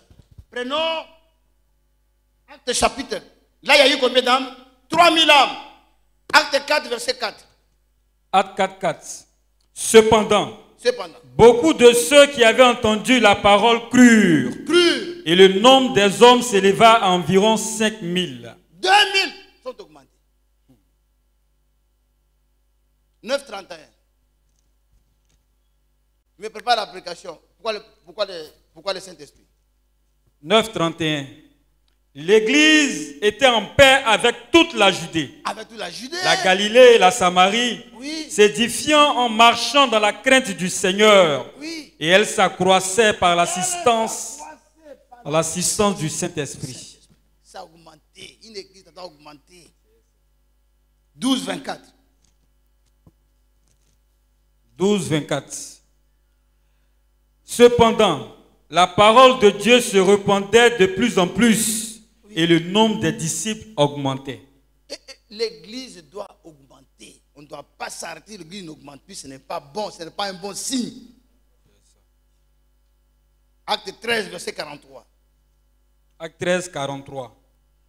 Et à l'issue de l'assemblée, beaucoup de Juifs et de prosélytes pieux suivirent Paul et Barnabas qui s'entretinrent avec eux. Il y avait toujours l'évangélisation. 16, verset 5. 16, verset 5. Les églises se fortifiaient dans la foi, et augmentaient en nombre. Une église doit toujours augmenter en nombre. De jour en jour. Amen. Ce n'est pas nos petits troupeaux. Petit troupeau, c'est par rapport à la multitude. Une église doit augmenter. Amen. Continuons. Verset 6. Ayant été empêché par le Saint-Esprit d'annoncer la parole dans l'Asie. Voilà. 17, 12. 17, 12. Plusieurs d'entre eux crurent, ainsi que beaucoup de femmes grecques de distinction. Toujours l'évangélisation. C'est pourquoi Frère Manam dit dans le paragraphe 31, il dit ceci, une église doit avoir le fardeau des âmes. Paragraphe 31. C'est le but du Saint-Esprit. C'est le Père, à nouveau. Dieu le Père qui habite en vous, qui a accompli ce plan pour terminer son plan de rédemption, qui ouvre à travers vous, qui fait de vous un co-ouvrier avec lui, qui vous donne une place, qui vous donne une part pour votre frère, pour votre sœur déchue, perdue.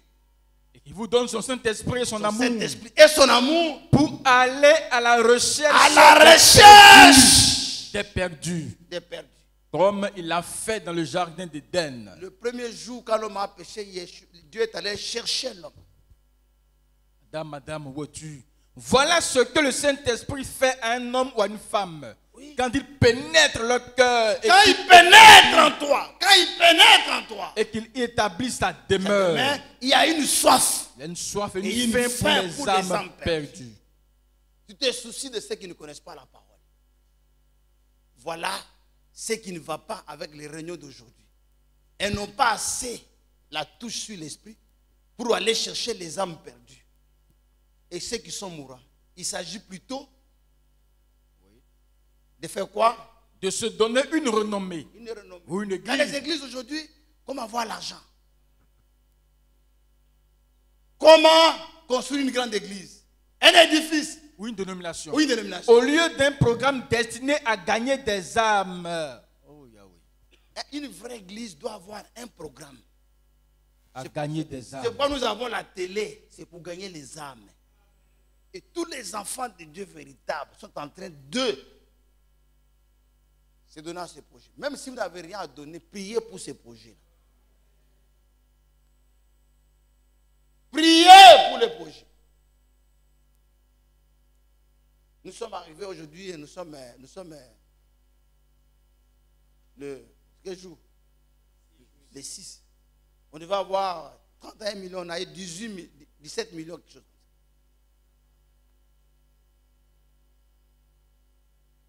Nous demandons encore à ceux qui ne sont pas encore. Ouais. Ceux qui ont aussi des engagements pour donner. Pour que nous finissions ce projet. Pour que nous puissions répandre l'évangile. Pour gagner les âmes. Ça permettra à chacun de vous ici, ceux qui connaissent leur langue, de prêcher le message dans vos ethnies. Les gens auront une bonne compréhension de la parole. Prêchez dans vos ethnies.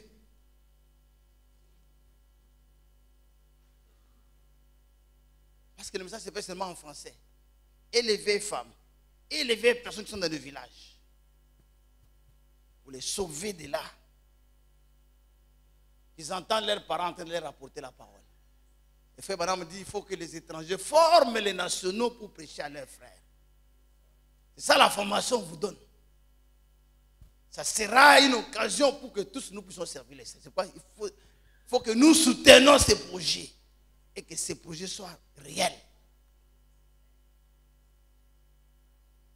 C'est ça le point fort de la première église. Troisième point, la fidélité à la parole. Écrit.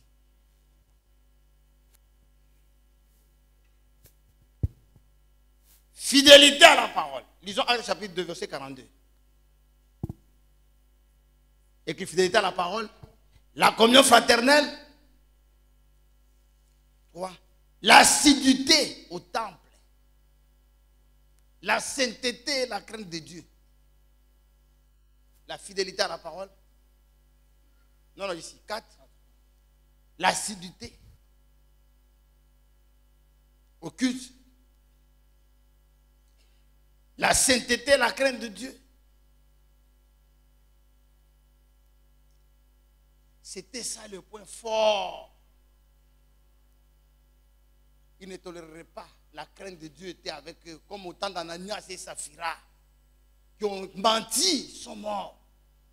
Ils avaient la crainte. Disons, Actes chapitre 2, verset 42.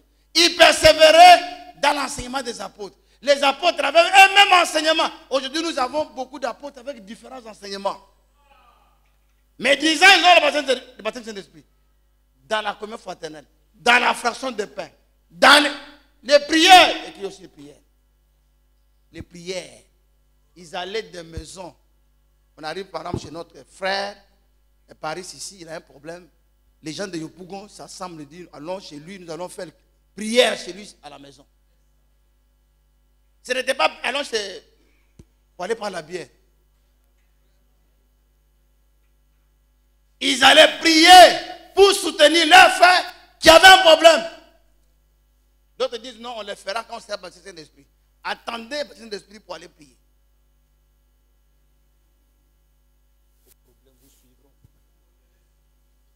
Une forteresse. Et nous avons vu qu'une femme catholique a fait arrêter l'avion. Exactement. Est-ce qu'elle était baptisée du Saint-Esprit? Non. La fidélité à la parole. Il persévérait. La crainte s'emparait. Tu n'as pas fait? Il se faisait beaucoup de prodiges et de miracles. Continuons. La crainte s'emparait de chacun et il se faisait beaucoup de prodiges et de miracles par les apôtres. Tous ceux qui croyaient étaient dans le même lieu. Dans le même lieu. Et ils avaient tout en commun. Tout en commun. Ils vendaient leurs propriétés et leurs biens. Ils partageaient le bien entre les frères. Amen. C'était le partage, l'amour parfait. C'est ça qu'ils devaient garder. Dites Amen. Mais qu'est-ce qu'il fallait repousser? Le diable maintenant cherchait aussi à s'infiltrer. J'ai gardé la parole. J'ai achevé l'œuvre. J'ai combattu le bon combat. J'ai achevé. Mais il fallait maintenant combattre les fausses doctrines que le diable infiltrait dans l'église. Premièrement, le nicolaïsme. Et faites ça. N'acceptez jamais, frère, qu'un homme domine sur votre foi. N'acceptez jamais. Un homme peut donner des conseils, mais qu'un homme ne domine pas sur ta foi. Il ne faut pas faire une chose parce que tu l'as fait. Il ne faut pas faire.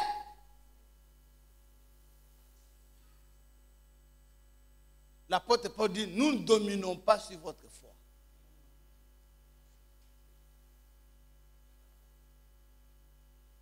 Nous ne dominons pas. N'acceptez jamais que quelqu'un domine sur ta foi. Non!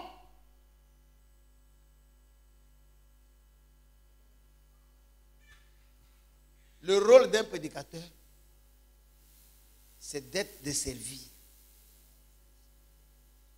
Non pas de dominer sur les gens. La chose qui doit dominer sur nous, c'est la parole de Dieu. Le nicolaïsme, c'est enlever le Saint-Esprit. C'est-à-dire, si Dieu a fait que, si tu vois un frère en train de prêcher, ou bien on prêche la parole, lui crie, Alléluia! Si toi, tu n'es pas conduit, ne cherche pas à dire ça.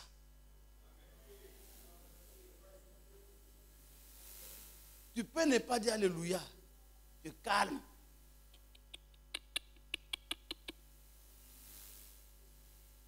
Tu as compris? Des fois, celui qui a dit Alléluia n'a pas compris.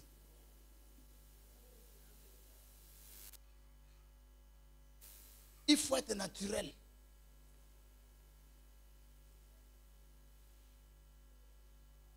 Si tu es poussé à faire quelque chose, fais-le.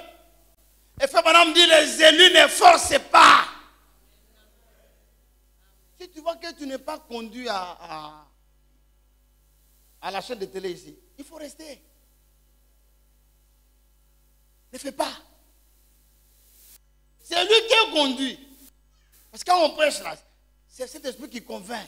Tu n'es pas convaincu, ne cherche pas à faire plaisir à quelqu'un alors que tu ne crois pas. C'est pourquoi Yeshua posait toujours la question. Tu lui dis de toi-même ou bien c'est quelqu'un d'autre? Il faut que ça vienne de toi. Il ne faut pas dire je crois le message alors que tu ne crois pas. Ah, j'ai oublié. Et ils avaient la vraie crainte. La vraie crainte, c'est quoi, frère? Dieu n'est pas un autre grand-père. On ne s'amuse pas avec Dieu. Le mardi, on a lu une écriture. Deutéronome chapitre 3, verset 23. Qui nous a donné tous la peur. C'est pourquoi Ne péchez jamais volontairement après avoir reçu la connaissance de la vérité. Ne péchez jamais volontairement.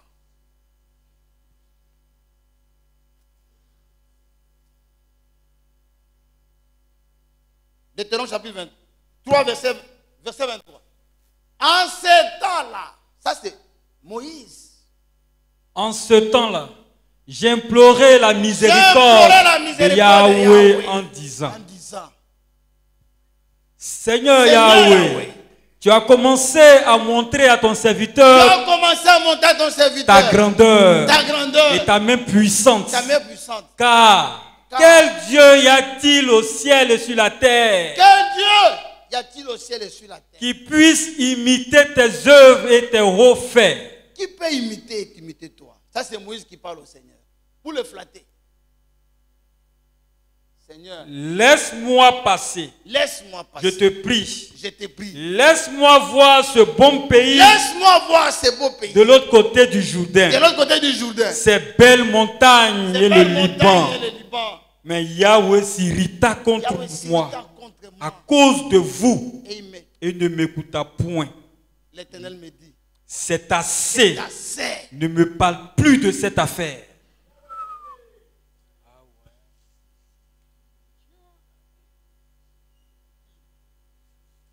C'est lui Moïse ici. Un jour, Dieu a dit que les enfants ne doivent pas rentrer dans la terre promise. Je vais le détruire. Moïse est venu et dit à Dieu, efface-moi de ton livre.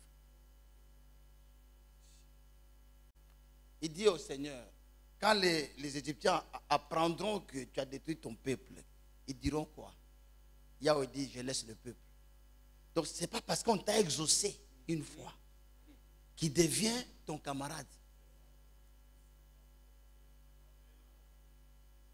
Il pouvait dire, ah non, lui, je suis déjà habitué avec lui. Dès que je lui demande quelque chose, il me donne.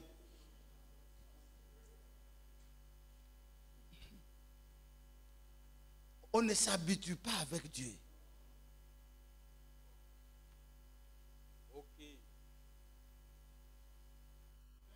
Frère, mais quand j'ai vu l'accident sur une vidéo là, chaque jour que nous marchons, c'est la grâce de Dieu. Mais la pauvre femme là, enceinte, elle n'était même pas sur la route. Le véhicule a quitté loin pour venir la percuter. Frère, mais si on retourne à la maison, on doit remercier le Seigneur. Chaque jour est un miracle. Amen. Tout peut arriver.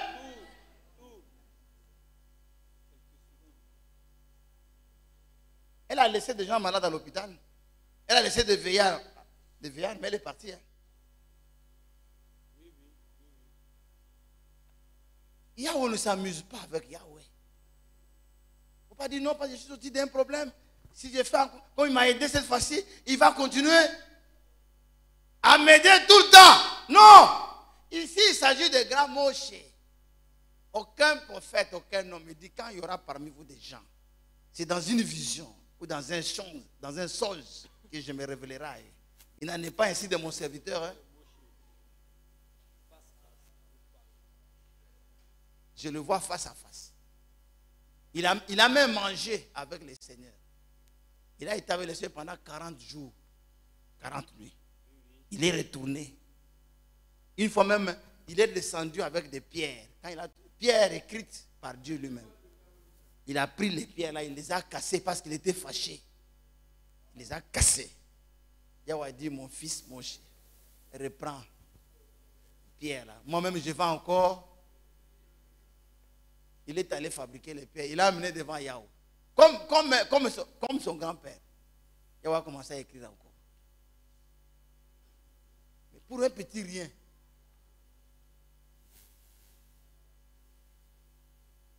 Tu frapperas une fois. Mais tu parleras. Lui dit, je vais vous montrer. Que c'est à cause de moi vous avez l'eau. Ça seulement. Yahweh est hérité. Pour ça, il est irrité. Pour ça, il est fâché. Maintenant, toi, va faire des choses. C'est pourquoi il faut prier tous les jours que pardon. Ne te fâche pas contre moi. C'est maintenant que je comprends dans les psaumes. Là. Toujours, David dit, ne t'irrite pas contre moi. S'il est irrité contre toi, c'est fini. Frère, tu vas voir le ciel là. Va devenir caillou. La terre, et rien ne va produire chez toi. Tu parlais d'échec en échec. De problème en problème. C'est pourquoi la Bible dit, il ne faut pas pécher par orgueil. Il ne faut pas pécher après la connaissance de la vérité. Hébreux chapitre 10, verset 26. Nous ici, là, on est déjà en prison. Ne sort plus.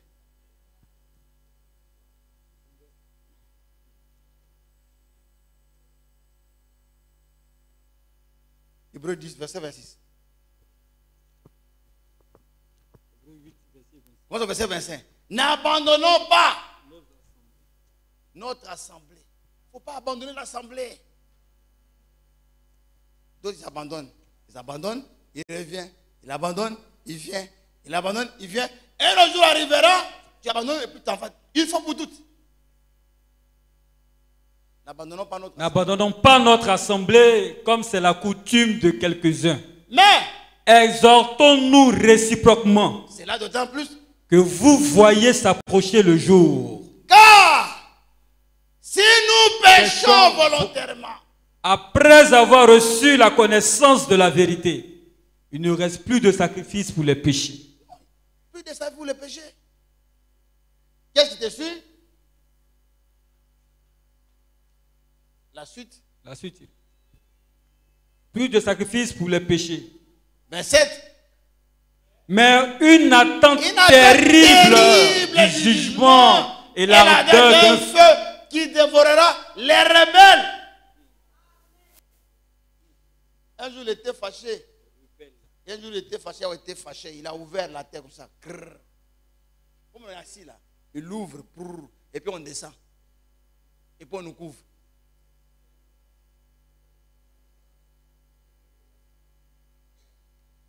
Et puis on nous couvre.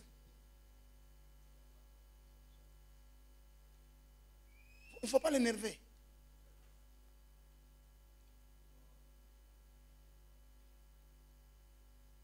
Il ne faut jamais l'énerver. Il ne faut même pas penser que c'est toi qui le fais. Il ne faut même pas penser que sans toi, lui ne va pas vivre. Il ne faut même pas penser que tu es indispensable.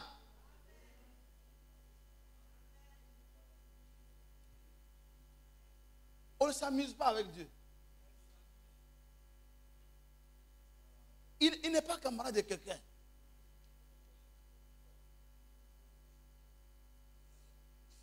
Une fois, il a envoyé Israël. Il dit, tuez ces gens-là. Ne pleurez même pas. Il ne faut pas l'énerver. C'est-à-dire tous les jours, nous devons prier. Ya, regarde-moi pour que je ne t'énerve pas.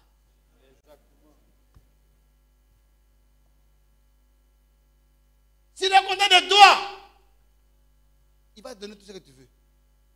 Mais s'il te bloque, il dit, lui fait. Il peut prendre quelqu'un en bas là, le monter. Il peut te prendre aussi au sommet là, te rabaisser.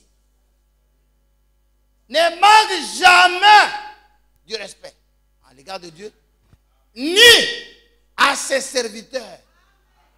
Ne méprisez jamais les hommes de Dieu. Ne les manquez pas du respect.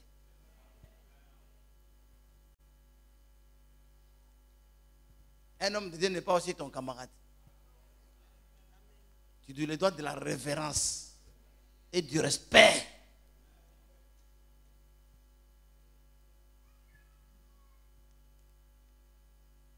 avez la vraie crainte.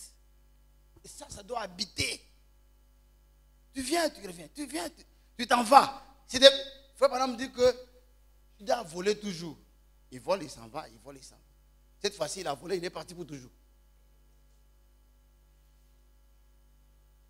J'ai vu des frères qui sont venus, ça fait longtemps. Le frère Bansé, il est là. Ça fait longtemps. Tu viens, c'est amusement. D'autres viennent vers les 31.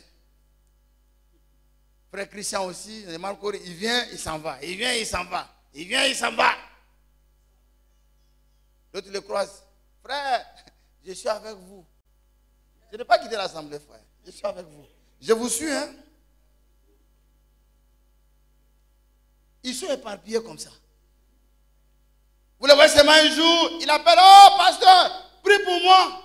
Et il me dit, est-ce que tu me reconnais encore?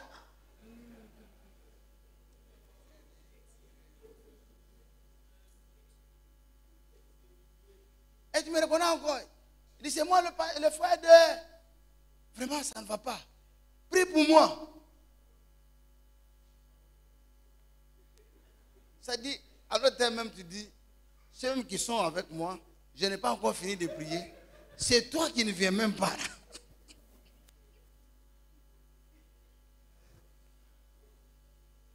Frère Branham dit, il y a des situations, il ne faut pas prier pour quelqu'un. Quelqu'un que Dieu est en train de frapper, il ne faut pas prier pour lui. Avant de prier pour quelqu'un, il faut avoir le discernement.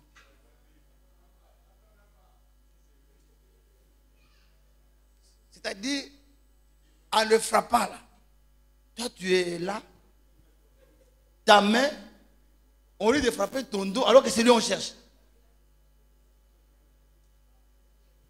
Parce qu'il y a d'autres, il y a on les tire les oreilles pour qu'ils reviennent à la parole. C'est comme les femmes qui, oh pasteur, prie pour moi, j'ai les douleurs d'enfantement. Je vais prier comment? Je vais dire, Dieu épargne les douleurs de l'enfantement à la sœur. Donc je dirais que Yahweh accomplit ta parole. Il est écrit, tu enfanteras avec un. Parce que enfantement avec douleur rappelle à la femme ce qui est arrivé dans le jardin d'Éden. Et la circoncision rappelle à l'homme ce qui est arrivé dans le jardin. Pourquoi Dieu dit la circoncision comme étant le signe? C'est parce que le péché est venu par le sexe. Dites Amen.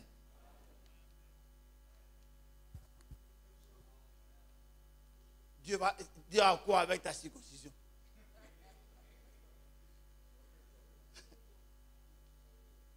C'est quoi?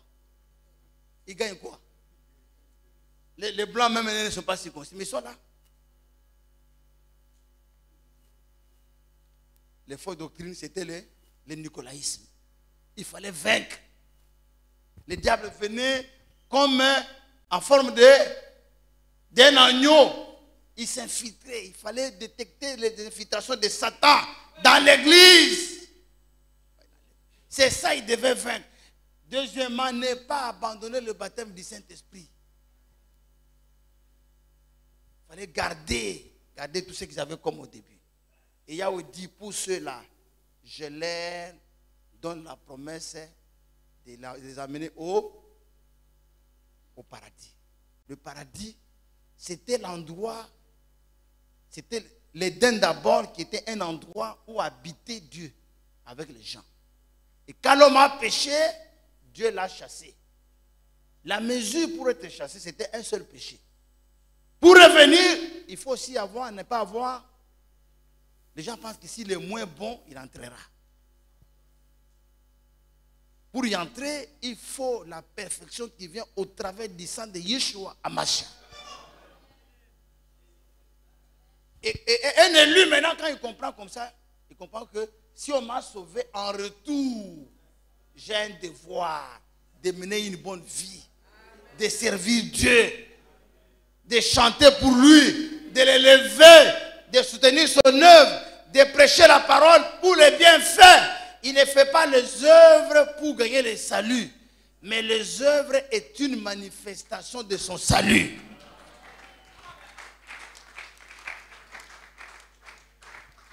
Il vient au culte sans problème. Ce n'est pas des gens qu'on doit forcer pour venir au culte. La saison pluvieuse, ils prient pour qu'il pleuve le matin. Si toi, tu ne peux pas venir, laisse-nous venir au culte. Pourquoi tu pries pour qu'il y ait la pluie le matin?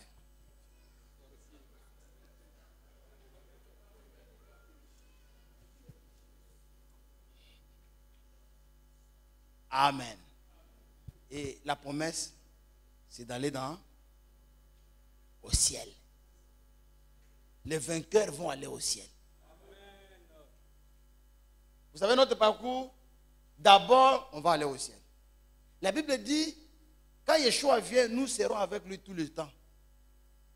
Quand il nous amène au ciel, c'est une seule fois qu'il va nous laisser là-bas, avec les anges, pour venir un peu se révéler à ses frères. Et puis il retourne.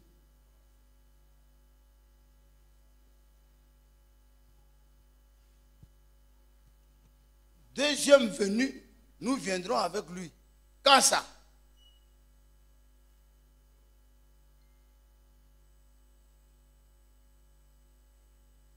Quand ça?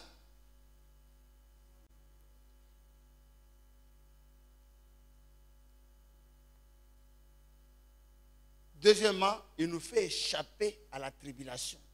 Un vainqueur ne passera pas par la grande tribulation. Les apocalypses, la prison de Jean parle là. Tu ne passeras pas par ça. C'est pourquoi il faut tenir ferme.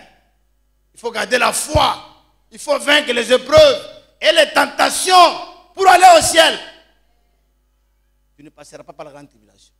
Troisièmement, nous reviendrons avec le Seigneur dans la guerre d'Armageddon. Ça, c'est des révélations encore. Apocalypse 19. Nous reviendrons avec lui. La Bible dit, le Seigneur viendra accompagné de l'armée céleste. Les anges, nous serons à ses côtés dans le combat d'Armageddon. Pour l'implantation du millénium. Après, nous irons dans la Nouvelle Jérusalem pendant 1000 ans. Pendant 1000 ans, la Nouvelle Jérusalem. Nous allons gouverner la terre. Nous serons au pouvoir. Il y aura la nourriture, il n'y aura pas de guerre. Un malade qui mourra à 100 ans, il est maudit. Et ils seront sur la terre. Il y aura des péchés sur la terre. Après ça, nous allons descendre pour aller au jugement dernier, pour juger tous les hommes à qui nous avons prêché la parole, mais qui n'ont pas cru. Les gens à qui on a dit que la tête,